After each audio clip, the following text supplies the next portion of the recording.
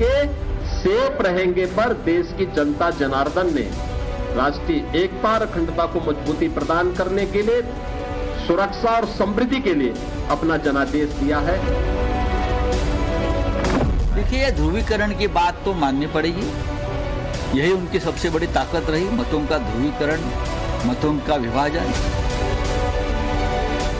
सनातनी शब्दों में भगवा राजनीति को नई दिशा देने वाले कुंडलधारी मुख्यमंत्री की थ्योरी पर जनता की मुहर का असर है ये पोस्टर। मराठा लैंड में योगी आदित्यनाथ के नारों की लहर का असर है ये पोस्टर। महाराष्ट्र के चुनाव में रैली दर रैली एकजुटता के आह्वान के बाद आए ऐतिहासिक परिणाम का असर है ये पोस्टर, जिसे मुंबई की गलियों में टांग कर उत्तर प्रदेश के मुख्यमंत्री के नैरेटिव को आगे बढ़ाया गया है। बीजेपी के कार्यकर्ता जब योगी को पोस्टर के जरिए धन्यवाद दे रहे थे, तब मराठा राजनीति के मौजूदा पुरोधा और बीजेपी विरोधी राजनीति के दिग्गज नेता भी इस नारे को ब्रह्मास्त्र करार दे रहे थे। योगी आदित्यनाथ के बारे में बटेंगे तो कटेंगे का नतीजा देखने को मिला, विचारों का ध्रुवीकरण देखने को मिला।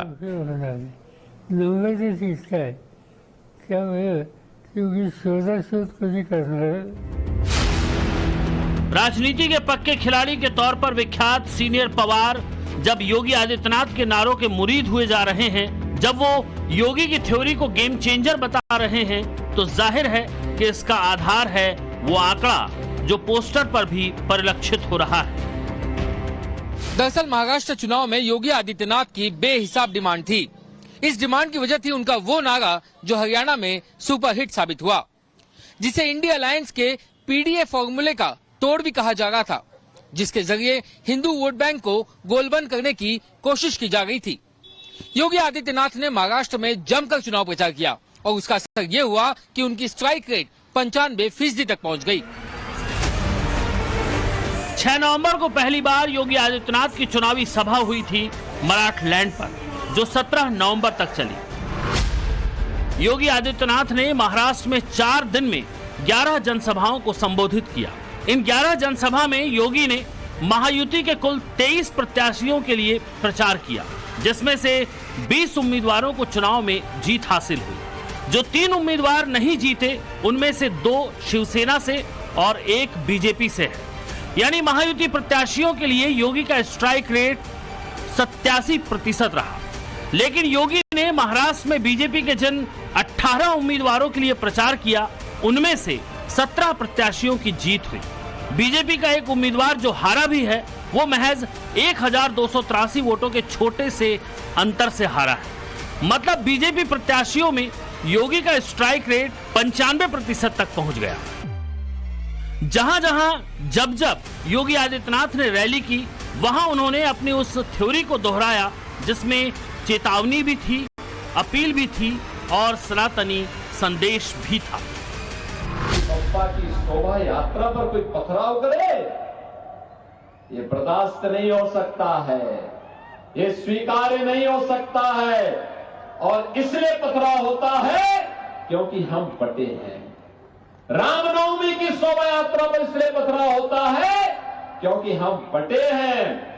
याद रखना, जो ये प्रहार सनातन पर हो रहा है, ये प्रहार भारत पर प्रहार है, क्योंकि भारत की आधार का प्रतीक है सनातन, और सनातन पर प्रहार महाविनाश को आमंत्रित करता है। और आपको मैं यही आमंत्रित करने के लिए आया हूं, यही कहने के लिए आया हूं कि बटे थे तो कटे थे,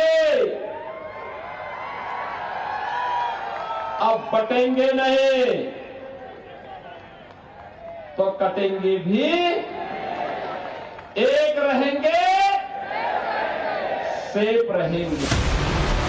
आक्रामक अंदाज में बेबाक, बेलौस और बिना लाग लपेट बोलने के लिए विख्यात योगी आदित्यनाथ ने जो कहा, उसका असर आंकड़ों में दिख रहा है। महाराष्ट्र में बीजेपी ने 4 दशक में सबसे ज्यादा सीटें जीती। बीजेपी को 132 सीटों पर जीत हासिल हुई। उसके सहयोगी शिवसेना को 57 सीटें मिली, जबकि अजीत पवार वाली एनसीपी को 41 सीटें मिली। कभी हिंदुत्व के झंडा बरदार रहे बाला साहब ठाकरे की वंशवादी पार्टी यानी उद्धव ठाकरे की शिवसेना महज 20 सीटों पर सिमट कर रह गई। यही वजह है कि उद्धव ठाकरे के लेफ्टिनेंट भी बेचैन हैं। कभी हिंदुत्व के नाम पर वोटरों को गोलबंद करने वाले संजय राउत भी संकेतों में स्वीकार कर रहे हैं कि पोलराइजेशन में वो 19 ही रह गए। देखिए, ध्रुवीकरण की बात तो माननी पड़ेगी। यही उनकी सबसे बड़ी ताकत रही, मतों का ध्रुवीकरण, मतों का विभाजन, चाहे जात के आधार पर, चाहे धर्म के आधार पर, चाहे पार्टी तोड़कर विचारधारा के आधार पर। ये मोदी जी की यही ताकत है। अगर मोदी जी देश के असली नेता होते या शाह साहब, तो ये काम करने की उनको जरूरत नहीं पड़ती। ये गंदगी जो है राजनीति में लाई है, ये खिचड़ फैलाने की उनको जरूरत नहीं पड़ती। संजय राउत भले ही प्रधानमंत्री मोदी, योगी आदित्यनाथ और अमित शाह को लक्षित कर शब्द बाण चला रहे हैं, मगर आंकड़े बता रहे हैं कि असल चोट योगी की थ्योरी ने दी। एक है तो हालांकि प्रधानमंत्री मोदी ने जिस तरह योगी के नारों को आगे बढ़ाया, वो भी बेहिसाब असरदार रहे। दरअसल अगस्त में पहली बार योगी आदित्यनाथ ने बांग्लादेश का रेफरेंस देकर ये 3 शब्दों का ऐतिहासिक नारा दिया था, बटेंगे तो कटेंगे। उसके बाद हरियाणा के विधानसभा चुनाव में इसका इस्तेमाल हुआ और भारतीय जनता पार्टी की बिगड़ी बाजी बन गई। उसके बाद योगी आदित्यनाथ की इन लाइनों पर संघ ने भी अपनी मोहर लगा दी। उसके बाद महाराष्ट्र, झारखंड और यूपी में इस नारे का जमकर इस्तेमाल हुआ। महाराष्ट्र चुनाव की आहट होती है पहली बार योगी के इस नारे के साथ। पोस्टर टंग गया था मुंबई में। यूपी के कई हिस्सों में बीजेपी कार्यकर्ताओं ने अपने हिसाब से आकार दिया। यूपी के उपचुनाव में योगी आदित्यनाथ इसे दोहराकर संदेश देते रहे। योगी के विरोधी इसकी काट के लिए हर रोज नए नए नारे गढ़ते रहे। खुद अखिलेश यादव इस नारे में उलझ गए। जब नतीजा आया तो उनका पीडीए फार्मूला फेल हो गया।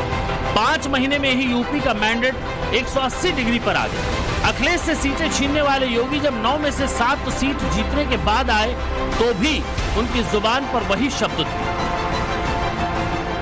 देश की जनता नकारात्मक राजनीति को, बांटने वाली राजनीति को पूरी तरह खारिज कर चुकी है। इसीलिए हम कह रहे हैं कि बटेंगे तो कटेंगे, एक रहेंगे तो सेफ रहेंगे।